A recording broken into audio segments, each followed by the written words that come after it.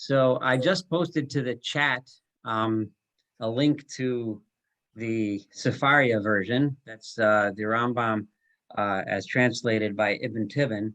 So if you're looking there, you want to go to part 1, chapter 3. That's where we're up to.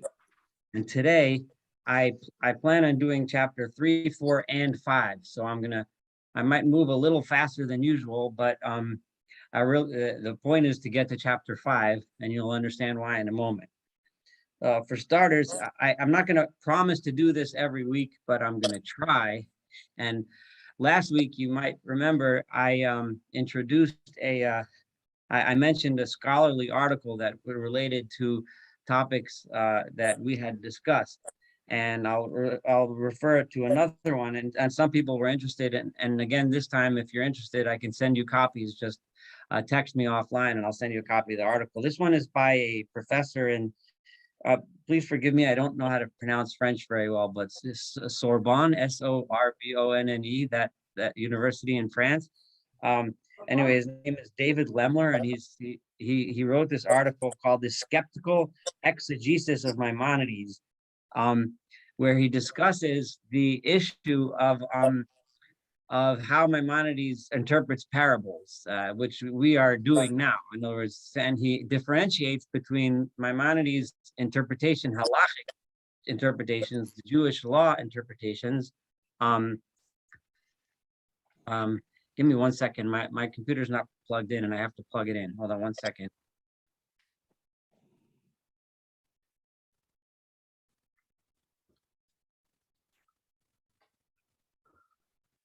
All right, it almost went dead on us.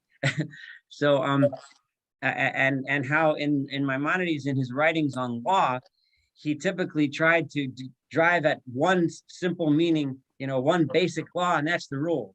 Whereas when it came to agadic interpretations, agadic meaning issues not of law but of philosophical ideas, he would interpret in ways that we are studying together today, not literally according to the way the text is.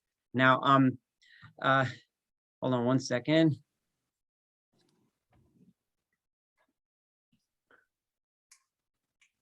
I'm going to mute everyone. And if you would like to say something, just raise your hand and feel free to unmute yourself. And this article also mentions, and this is important, that Maimonides clearly understood and realized that his interpretations of these verses aren't necessarily authoritative, and that in future times, other people might come with other interpretations that make more sense or might be better than his. So if anyone's interested in seeing this article, because these are points that I've been making all along, and I want you to see that I'm not just saying myself, there's a lot of important Maimonidean scholars that sit in various university chairs that agree with me, and they have all the degrees to back themselves up. So anyway, now that we said that, I would like to make 1 or 2 points. The first main point is, in my title of today's lecture, I said, how does a rationalist see God? So I want to make 1 point, and then I'm going to show you how Maimonides develops this point. And that point is that many of us have this idea of a religious person. I see God, I feel God. You can draw pictures from your own experiences from other people. I know I get Facebook posts on like a regular basis from people that consider themselves religious about how they experience God, they feel God, and everything's gonna be fine today. I'm gonna be healthy. I'm gonna get all the money I need, and all my kids are gonna be happy, and all my friendships are gonna be good. I'm gonna get that new job, and God is gonna help. God is this, and I see God, I feel God, all these things like that. In Maimonides' world, and I want you to, in his philosophy, and to keep this in mind as we read through what we're going to learn today, in Maimonides, whenever a person seeks God through the prism of his or her physical needs and physical pleasures and physical desires, that will lead to nowhere. And whatever experience of God, and I put God in quotation marks, the person has, when it's motivated by selfish desires and selfish needs, even if they're legitimate selfish desires or legitimate selfish needs, is not going to lead to anything true. It's going to lead to what you want to see, what you want to feel, but it's not going to lead to anything about God. Now, bear this in mind, and keep that in mind as we approach the topic that the Rambam is going to talk about. Now, I'm going to read to you a whole bunch of verses from the Torah, which many of you will be familiar with. You know, some of you might not be, but verses which, throughout the time that you've spent in your lives, to the extent that you have spent time thinking about verses in the Torah, you probably wondered what these things mean, especially if you are like me and have a rationalist sort of general life philosophy. You wondered what it's talking about, and these are things which can contradict almost what we would imagine Rambam would say and how we would interpret things. So I'm going to start with the famous story in the book of Exodus, chapter 3, of Moses and the burning bush. So Moshe comes in front of a burning bush, right? You know, I'm not going to go into all the details of the story. And it says in chapter 3, verse 2, Vayira malach Adonai Elav, and the angel of God, or the appearance of God's angel, appeared to him Bilabat Eish, in flames of fire, mitoch hasneh, from within the bush. Vayar, and he saw v'hineh hasneh bo'er bo'esh, this bush was burning in flames. V'hasneh einenu ukol, but the bush was not being consumed by the flames. Vayomer Moshe, and Moses said, Asur ana, I am going to go ve'ereh, and I want to see at hamareha gadol hazeh, this incredible appearance. Madua lo yivar hasneh, why is this bush not burning from that flame? So Vayar Adonai kisar l'rot, God saw that he went to look. Vayikra elav Elohim mitoch hasneh, and God called out to him from within the bush. Vayomer, and he said, Moshe, Moshe, Vayomer hinei. And then I'm going to skip a little. God identifies himself. I am the God of your forefathers, Abraham and Isaac and Jacob. Immediately, as soon as Moses realizes that this is God, it says, Vayaster Moshe panav, Moshe hid his face, ki yorei mehabit el Elohim, because he was afraid of looking at, staring at God. Mehabit el Elohim. He was afraid of looking. Habit means to look or to stare. So we see Moshe, but remember, this was an image that Moshe was just looking at, right? He saw the burning bush. He went to the burning bush, looked at the burning bush, and then as soon as God identified that this is God speaking, Moshe then all of a sudden covers his face, right? And he won't look because he's afraid to look at God. But he just looked, right? So like, what exactly happened between before and now that all of a sudden he can't look? And what does it mean that he was afraid to look at God? God's not there. There's a bush there. So I mean, there's a lot of questions. I'm going to leave those questions out there for now because we're going to come back to it near the end of the class. I'm going to read through a couple other verses, and some of these verses, if you were a non-rationalist, might be easier to interpret on the surface, right? Once God started talking, it became a fearsome thing, and you can't look at God. But us rationalists, according to Maimonides, right, God doesn't appear as anything. So what does that mean even? So let's look at another verse, also in a little bit later in the book of Exodus. And now I'm looking at chapter 19, verse 21. So it says over here that before the revelation at Sinai, it says, Vayomer Adonai Moshe, God says to Moshe, Reid ha'ed ba'am, I want you to go down and warn the people, Pen yersu el Adonai deros, because they might rush towards the mountain to see God. The nafal mimen harav, and many of them will die because they will see God. V'gam hakohanim hanigoshim el Adonai yiskadashu, and even the priests who generally are okay presenting themselves do come close to God, so to speak, when they serve in the tabernacle. Pen yifrotz b'hem Adonai, you need to separate them as well, because I'm afraid that God will somehow break out among them and there might be cause death. And what is this talking about? What does it mean that the priests see God? What does it mean that they come close to God? What does it mean that people are going to try to see? What does this mean? How does a rationalist explain that? I'm leaving that question out there, and we're going to let Maimonides do his job. But I have more verses here to bring before I get there. So now I'm continuing in the book of Exodus, and now I'm in Exodus 24. And here we have a very, very weird and curious story. And this is Exodus 24, verses 10 and 11. And it says over here that this is during the time of the inauguration of the tabernacle, the inauguration of the Mishkan. And it says, Vayal Moshe v'Aaron Nadav v'Avihu v'Shivim miziknei Yisrael. And Moses and Aaron, Nadav and Avihu, the sons of Aaron, and 70 of the Ziknei Yisrael, and 70 of the elders. Vayiru, and they saw at Elohei Yisrael, the God of Israel, v'tachat raglav, and beneath his feet was kima'asei livnat hasapir, was like a floor made out of sapphire, and these were the Atzile b'nei Yisrael, but to the nobles of the people of Israel, lo shalach yado, those that had seen this vision, God did not punish them. Vayachazu et Elohim, and they looked at God, vayochlu vayishtu, and they ate and they drank. What is going on over here? I'm gonna skip the questions on it. I'm just leaving that out there. And again, we're gonna let, you can imagine yourself what my questions would have been, and we're gonna let Maimonides get there. And now I'm turning to Leviticus 10, 1 and 2, the story of Nadav and Avihu, the sons of Aaron. Vayikhu v'nei Aaron, Nadav and Avihu, the sons of Aaron each one took their incense pan. Vayakrivu lifnei Adonai, and they brought before God eish sarah, a foreign flame, asher lo tzivo otam, that God did not command them to take. But they'd say eish milifnei Adonai vatuchal otam, and a flame came out from God and destroyed them by a musa, and they died. And I think I have one more verse to bring, and that, well, actually more than one, two more. This next one is from Numbers 12, verse 8. One second.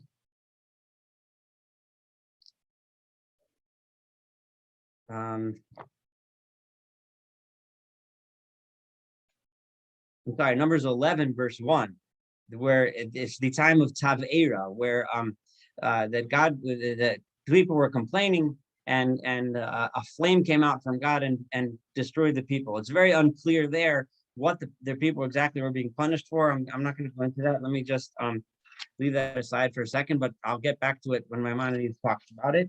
And then this last one, and this is interesting, this is in Numbers, that's Bamidbar 12, where verse 8, where God says about Moshe, or God says about Moses the following. Vayomer, Shimun advarai, listen to my words. Im yeh nevi'achem Adonai b'mara elav esvada. If God is telling us that in the future, if I ever appear as a prophecy, I will appear in a vision. B'chalom adaber bo, I will speak to him in a dream. Lo chein avdi Moshe, but this is not how it is with my servant Moshe. B'chol beisi nemanu, from all the people in my house, he is the most trustworthy. And listen to this verse. Pe el pe adaber bo, mouth to mouth, I will speak to Moshe. Umar v'lo b'chidos, I will speak to him in a direct vision, not in riddles. V'tumunat Adonai yabit, and he will look directly at the timunat, the shape, the form of God. And so on. Now, this seems to contradict some of the things that Maimonides has already taught us. God doesn't have a shape or a form. What does it mean that Moses is going to see God? What does it mean that mouth to mouth God speaks to him if the whole concept of a mouth doesn't exist by God? So I laid out all these questions, and we're going to now learn how Maimonides is going to deal with these questions and what exactly all this means. I guess I could open the floor for a minute and see if anyone could take a guess at general approaches. Do I have anyone who wants to offer a suggestion, a potential suggestion? If I have no one, I'll just keep going. Okay? All right. Don't they usually say that the Torah speaks in the language of man, so that this is maybe trying not to communicate philosophical truths, but trying just to communicate, well, I guess a superficial understanding. Yeah, and that's definitely going to be part of Maimonides' answer. When you say the Torah speaks in the language of man, Maimonides was the one who coined that term in that context. The Talmud uses the term, the Torah speaks in the language of man, but it's usually referring to completely different context. It's referring to when people say like a double language, that you can't infer anything from the extra word because it's just speaking in common idiom. Maimonides is the one that uses it for exactly this context, that that sometimes the Torah speaks in a way that we can grasp, have an understanding, because to describe God in ways that are true would be completely beyond our comprehension. But yeah, that's definitely part of it. Anyone else want to, that's going to be definitely part of the answer. Anyone else want to say something about how Rambam's probably going to approach this? Or what you think? If I don't have takers. Well, I guess one thing, it's just obvious. It's not going to be literally. Absolutely, definitely not. Right. But he's gonna first lay down the in the same way that he did when we talked about a form and shape, right? And when he talked about knowledge of good and bad, the concepts that we dealt with in previous classes, in chapter 3 and 4, he's going to analyze some terms, and he's going to prove to us what the terms mean. So I'm going to move through them a little quickly. Just give me 1 second. Okay, I'm going to move through them a little quickly, chapter 3 and 4, because the meat is in chapter 5. But 3 and 4 is important for the setup. So first, let's do chapter 3. And I'll be reading from the Pines version, or more likely even from the Hebrew Kapach. But so many people think that he's going to say that he's going to analyze in chapter 3, he's going to analyze two terms, timunah and tavnit. And for those that are familiar with Hebrew, those terms are often interchangeable. A timunah would mean, a form, a shape, an image, a picture, right? In modern Hebrew, it takes more of a word of a picture, like a photograph, and a tavnit, meaning a shape, a form, they're kind of interchangeable. But Maimonides says they're not interchangeable at all. And especially if you look at the root of each word. So it is thought, I'm reading from Pines, that in the Hebrew language, the meanings of the word figure and shape, timunah and tavnit, are identical. This is not the case. Tavnit derives from the verb bano, beis nun he, to build. And it signifies the build and aspect of the thing. I mean to say its shape. For instance, is it a square, a circle, a triangle, or some other shape? Accordingly, when it says, right, Kitavnitam asher atamar ebhar, tavnit kol kelav, tavnit hamishkan, the tavnit of how is the tabernacle built, right? Each thing, God says, the way I showed you how to build that article, that item of the tabernacle, the tavnit kol sipar had the shape of a bird, the tavnit yad, the shape of a hand, tavnit ha'ulam, the shape of the entry of the ulam, of the entryway to the room, of the entryway to the tabernacle. Kol ele tachnit. These are actual plans, physical measurements, dimensions. That's what tavnit means. Rambam says, I guarantee you, if you look through the entire Torah, you will not find the verb tavnit in reference to God. You can test him on it, check it out. I don't know of anyone that's found him to be wrong on this one. So aval timunah, but the word timunah, which we think means the same thing and could translate the same way, is actually something else. Hushem hanemer al shlosha inyanim both in the suffix. That word is one of those terms that's amphibolious, meaning it has several meanings, right? It is something which can be said, right, that you can apprehend, right, outside of your brain. In other words, you can feel the shape. In other words, very similar to the first word, tavnit. So we make a graven image, the figure of any, and so on, the sonal figure. But it is also used to designate the imaginary form of an individual object existing in the imagination after the object of which it is, the form is no longer manifest to the senses. It's also something that you remember. It's an image in your mind. You see something, you see a mountain, and then you go home and you see the timunah of the mountain in your mind. You see the image of it, right? So it's not something real. It's not something you can actually measure anymore, but it is an image that you have in your mind. Thus, it says, in thoughts from the visions of the night, and so on. The conclusion of the dictum being, it stood still, but I could not discern the appearance thereof. A figure was before mine eyes, right? And so that was referring to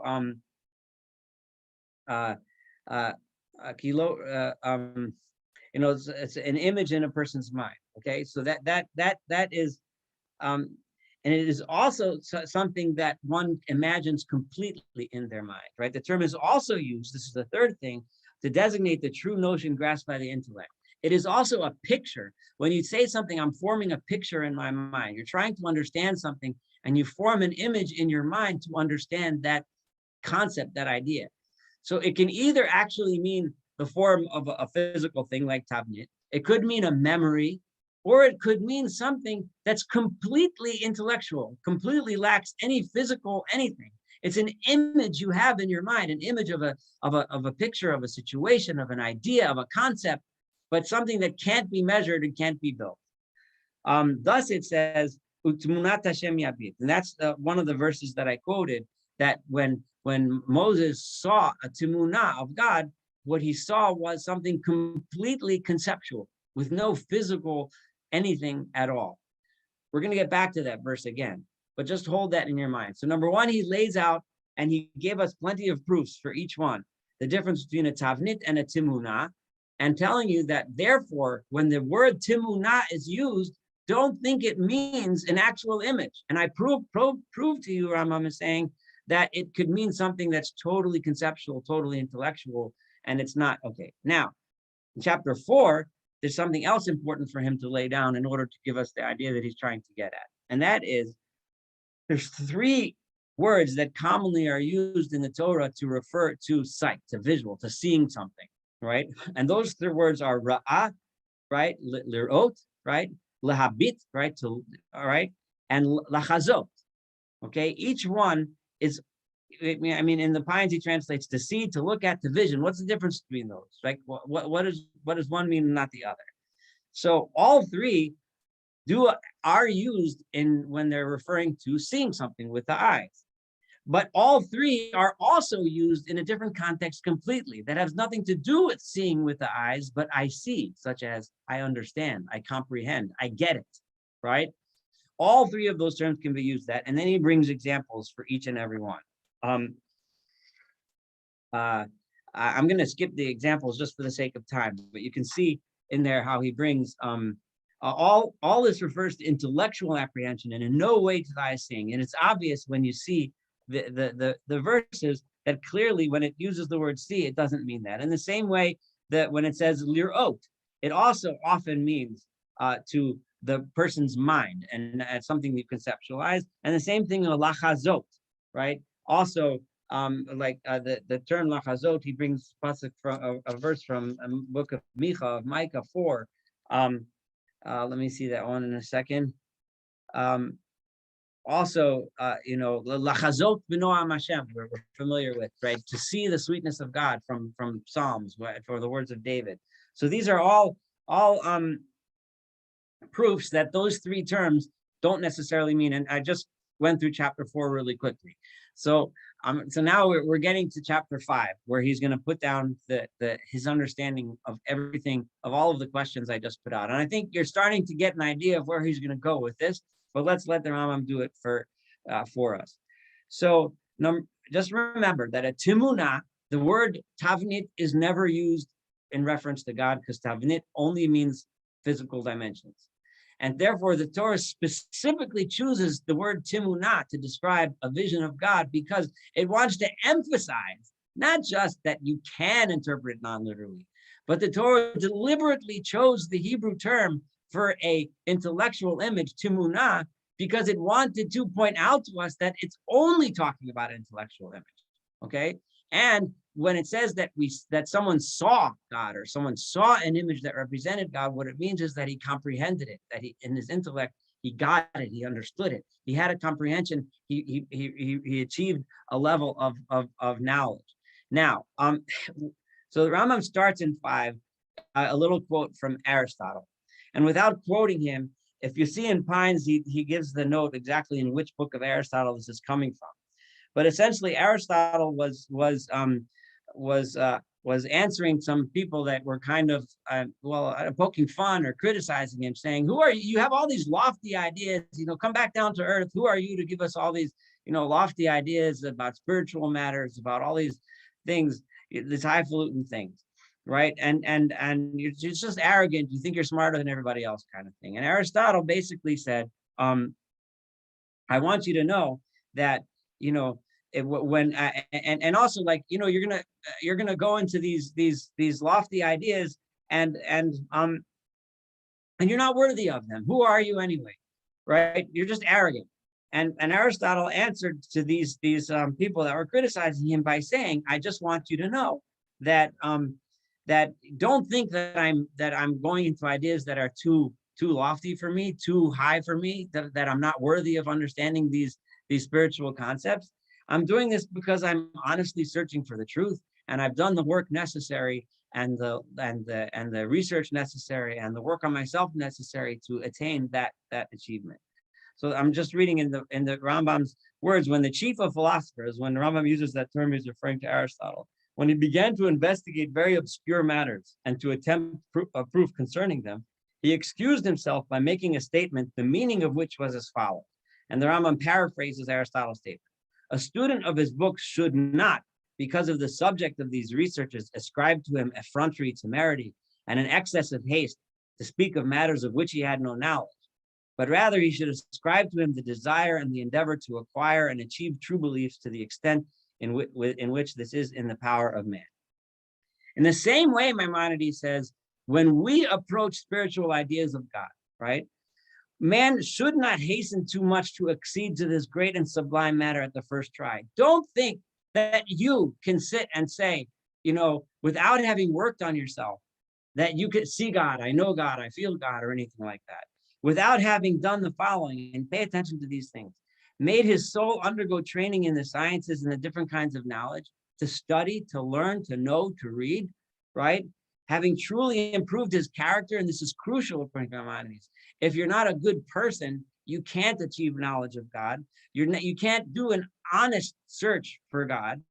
And having extinguished the desires and cravings engendered in him by his imagination, and gotten rid of all of your personal motives in trying to achieve God. Your personal motives, you're trying to achieve wealth, you're trying to achieve health, you're trying to achieve satisfaction, whatever it is that you're trying to achieve, you got to get rid of that stuff if you're going to search for God. So number one, you have to be educated, you have to be honest, and you have to be selfless and humble. Those are the key things that are necessary in order to search for God. When, however, he has achieved an acquired knowledge of true and certain premises, and has achieved knowledge of the rules of logic and inference, and of the ways of preserving himself from the errors of the mind. In other words, you're not going to let your mind go after your own desires, then you can engage in the investigation of this subject. Now that the Maimonides lays that down for us, now he says, when doing this, he should not make categoric affirmations in favor of the first opinion that occurs to him. He shouldn't say, oh, every time he thinks of an idea, I think that this is the right idea, and should not from the outset strain and impel his thoughts towards the apprehension of the deity. Don't start thinking, God, I'm gonna achieve knowledge of God, I'm gonna get it, but rather he should feel awe and refrain and hold back until he gradually elevates himself. Be patient. It takes time, it takes work, and you'll get there. Now, it is in this sense that it is said, Moses, in the beginning of his career, the moment he knew he was encountering God at the bush, and Moses hid his face, for he was afraid to look upon God. What does it mean he was afraid to look? Remember, Maimonides translated what look means for us. It doesn't mean, yes, he saw the image before, but now he was afraid to look upon that image, meaning he realized that he was encountering something sublime and something beyond his comprehension, and he knew that he needed to take his time to get there. If anything characterizes the encounter between Moshe and God at the burning bush, it's the humility of Moshe. It's the humility of Moses standing there. And with that humility, Moshe was able to realize, I'm not yet ready to look upon and comprehend the power and the greatness and the of who and what God really truly is. This being an additional meaning of the verse over and above its external meaning. Yes, does it mean that he looked away? It does mean that physically he looked away, but that's not the point, Rambam says. This is beyond that physical meaning, right? Because of his being afraid to look upon the light manifest himself. And not that the deity who is greatly exalted above every deficiency can be apprehended by the eyes. It doesn't mean that he was actually could have looked at God himself and now he's turning away. It doesn't mean that at all. So you can see right away how Rambam deals with that. Moses, peace be upon him, was commended for this. And God and Moshe, he was rewarded for this. God saw this as a positive attribute, that Moshe was so humble that he recognized he's not ready for that. So therefore, that is why it says later in the verse that we quoted, Tunat Hashem Yabit, that Moshe eventually later in his life was able to look upon that image, meaning he was able to comprehend. Moshe came to an understanding of the deity and the understanding of God at a higher level than anyone else in history. And that's what it means with Tunat Hashem Yabit. He started off his career, right, that he did not want to look upon God, and by the end of his career, he had achieved that level where he was able to look upon, meaning understand the nature of God. And he brings from, it's a Gemara, in the Talmud in Brachot says that the sages do respond. They explain it this way, that Tunat Hashem Yabit was a reward for Ki Yoreh Mehabit Elokim. Now, however, remember that story where the noblemen of Israel were looked upon and gazed upon God, and they saw Kimasei Livnata Sapir. They saw at God's feet, whatever that means, a floor made of sapphire. And then Vayochlu Vayishtu, they ate and they drank. What was going on over there? What was it? So, and I'm going to say this outside, and then I'll read it in the Pines. What the Rambam looks at this is very different from the way it seems to be. On the surface, it seems like they're having this incredible lofty vision of God, that they see God as some kind of image, and the sapphire, and you have all kinds of grandiose spiritual images. According to the Rambam, these Atzilei B'nai Israel, these noblemen of Israel, were doing the opposite of Moshe. They were arrogant. They thought that by looking and staring and by whatever speculations they were doing, they would be able to achieve a vision of God and an understanding of God without being humble, without negating their personal desires and negating their personal needs and negating their own, what they were trying to get for their own physical bodies, right? They thought they can take a shortcut.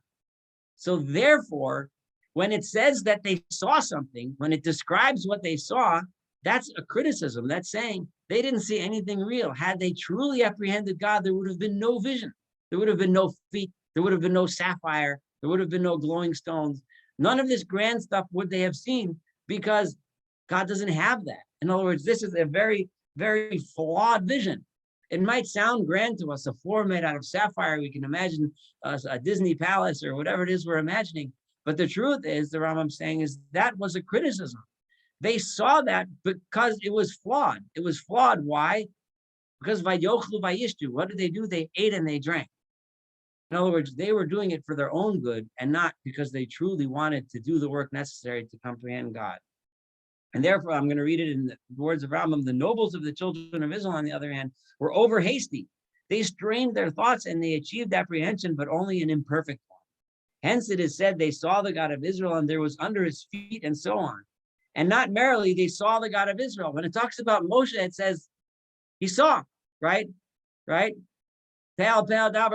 speaks to him directly, right? He saw Tunat Hashem. He saw the image of God, but it doesn't describe it. It doesn't say anything about it. It just says the image, because you can't describe it. Once it starts describing it, it's taking away from it. For those words are solely intended to present a criticism of their act of seeing, not to describe the manner of their seeing. It's the purpose of those words is to say, they didn't see nothing real. They saw an image that they could describe in human terms. Therefore, it was flawed. It was not a real image of anything. Thus, they were solely blamed for the form that their apprehension took, in as much as corporeality entered into some extent. The fact that some level of corporeality entered this vision, that shows that the vision wasn't real. This being necessitated by their over hasty rushing forward before they had reached perfection, because they wanted to rush. They wanted to rush forward before they worked on themselves, and they deserved to perish. However, Moshe prayed for them. It's not exactly clear what the Rambam's referring to, which prayer he's referring to. There's different understandings, but I'm not going to get into that. And they were granted a reprieve, but in the end, they were burnt at Tavera, which is in Numbers later on, when there was a plague among the people. Maimonides connects these two, that they were actually punished by being killed in the same way that whereas Nadav and Avihu, those that were also in this vision, they were also there. They were also burnt in the tabernacle, which as is stated in the correct tradition, they were burned for the same reason. And there's a medrash that ties this together. Maimonides is bringing this from a medrash Tanchuma of the rabbis that ties together the sin of them seeing God and also the sin of them bringing the foreign flame before God in the tabernacle, which made them to be deserving of death. Now the Rambam says these men did achieve a significantly high level of apprehension, probably more than many of us would, but not high enough because their own selfishness stood in the way. This having happened to these men, it behooves us all the more as being inferior to them, and it behooves those that are inferior to us to aim and engage in perfecting our knowledge of preparatory matters and achieving those premises that purify apprehension of a taint, which is error, right? So the bottom line is, make sure if you want to learn about God, you need to get rid of your selfishness first. So if you're going to think, you're going to see God because you're going to imagine that he's going to save you by giving you food, by giving you money, by giving you whatever it is that you're looking for God for selfish reasons, then the God that you're going to apprehend, the God that's going to come to you, supposedly, is not the real one. It's the fake one. It's the corporeal one. It's the God that has this human image that you think of as this nice man who's going to give you what you want for when you ask for it. But if you take your selflessness out of it, then you realize that God is so far, it's so much of a different concept that when we do conceive of God, we see something completely different. We see something that has nothing to do with our own personal selfish desires. And which therefore he says, and that was why they were prescripted. They weren't supposed to go to the Har Sinai, to the mountain Sinai, right? And the reason for that is because and where it says, and the Kohanim themselves who approach God, they should make themselves holy first, right? Separate them first, work on yourselves first before you approach the mountain, because if you approach the mountain too fast, you'll be deserving of death because you're going to be searching for God in the wrong way, in the wrong places. So now he's going to say, I shall now go back in order to complete what we began to explain. And I shall say, because of the hindrances that were a stumbling block to the nobles of the children of Israel in their apprehension, their actions were troubled, right? Because they held themselves back with selfish desires, that's why their apprehension was corrupted. And that's why it says, and they went and they ate and drank. And therefore, again, the same thing with the stones. Again, that I made that point already. So now I'm just going to finish this chapter. Our whole purpose was to show that whenever the words seeing, vision, or looking occur in this sense, what it means is intellectual apprehension. It does not mean the eyesight. And then the Rambam ends with one interesting fact. If it so happens, I'll paraphrase it for myself before we complete this. If it so happens that someone were to read this chapter and think that what they saw was some sort of celestial creation, an angel of some sort, as long as they don't attribute it to seeing God himself, not so terrible if somebody misinterprets this chapter. If you read it and think that the people actually saw, feet with the sapphire floor, all right, it's not the end of the world, as long as they don't actually attribute corporeality to God himself. Even though the Rama made it clear to us that that's not true, that you don't see any of these things. But so now we know how a rationalist sees God and how Maimonides interprets these passages in the Torah. That's what I wanted to make sure we covered tonight. And now I'm going to open the floor for discussion.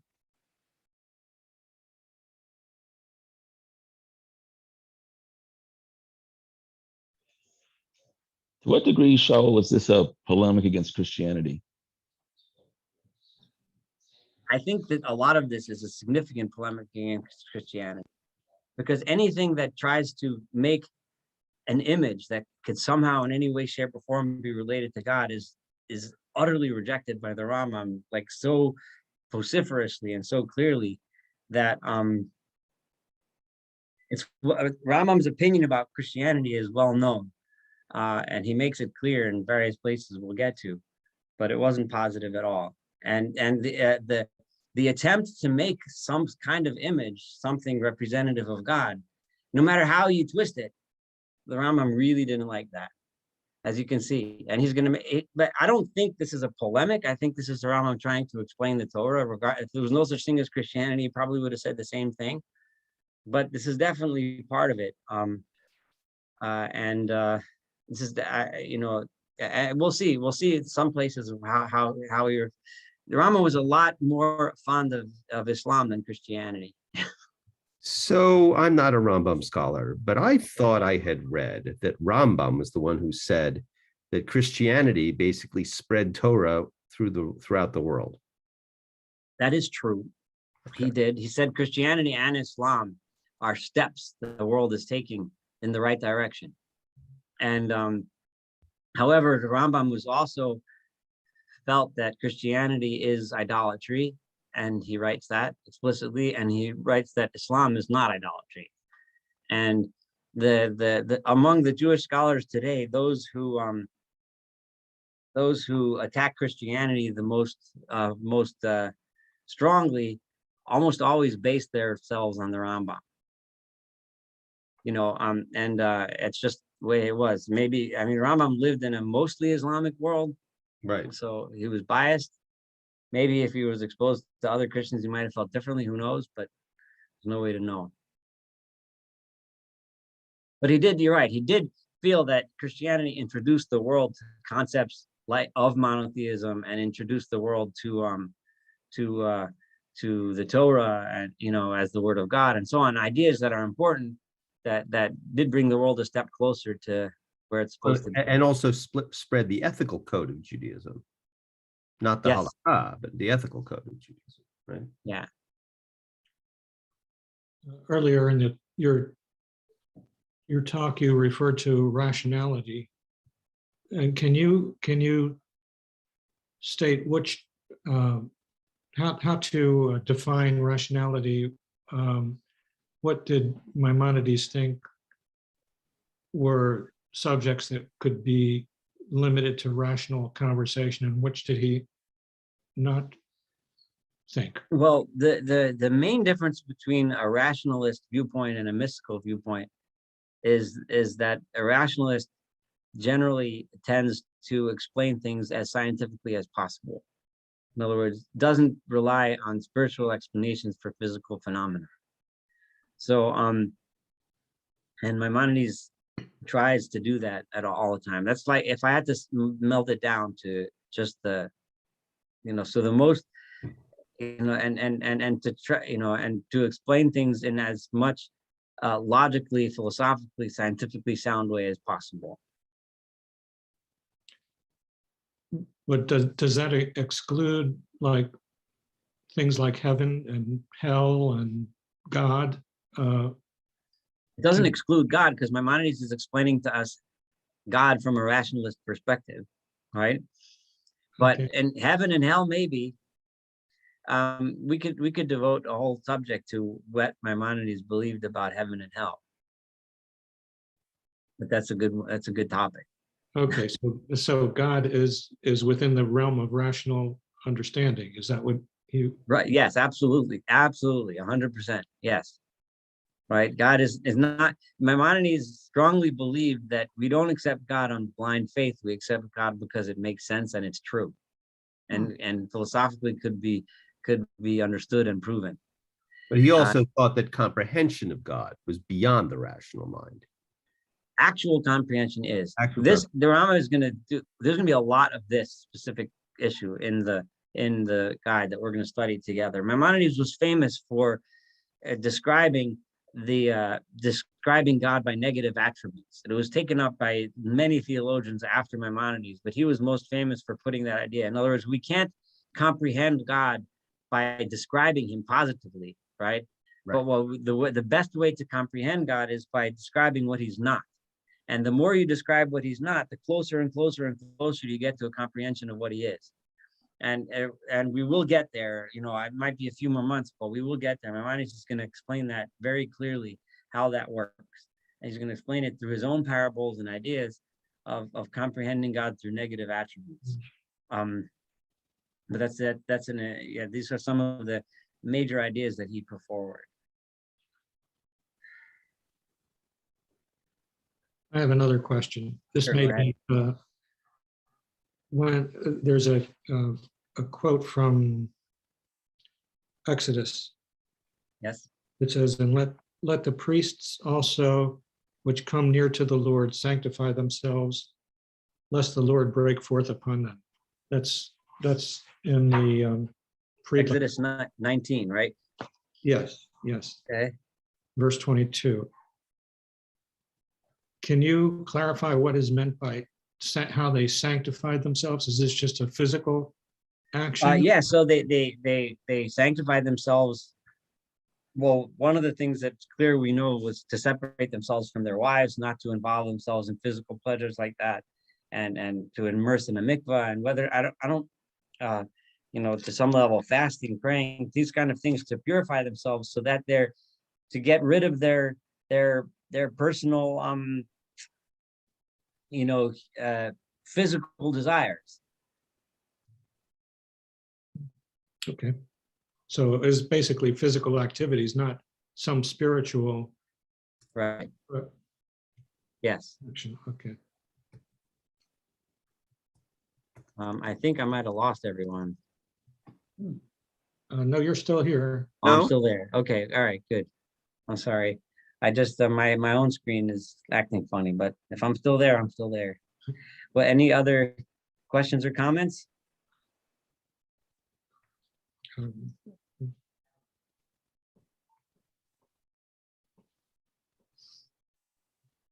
Oh, okay. I'm sorry. My screen just came back on. I apologize. Yes. All right. Well, one of the things that we're going to see this pattern of the Rambam telling us language, telling us words, and then showing how simply translating words properly can make such a difference into how you interpret a whole story and the meaning of the story. And we'll have some more interesting stuff next time. I might start soon skipping around, but we'll see. I have to look at the upcoming few chapters and decide if I'm going to skip around a little bit.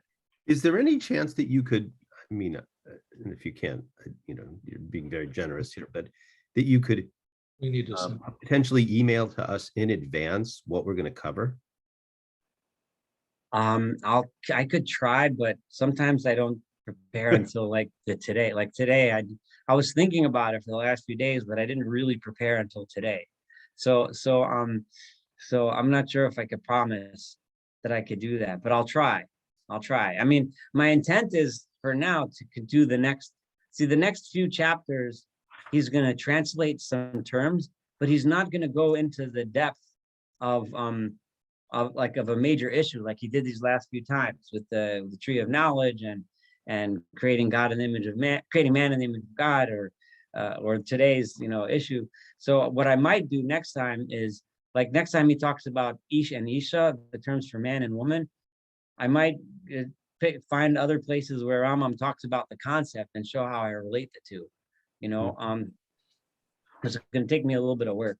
I do, if anyone wants the articles that I was referring to, I'll send them to you. I happen to be fortunate that I just happen to get a collection of all these articles, and I'll try to throw at you one a week, because there's so much scholarly work on Maimonides that there's a lot to read. But it might help complement what we discuss here.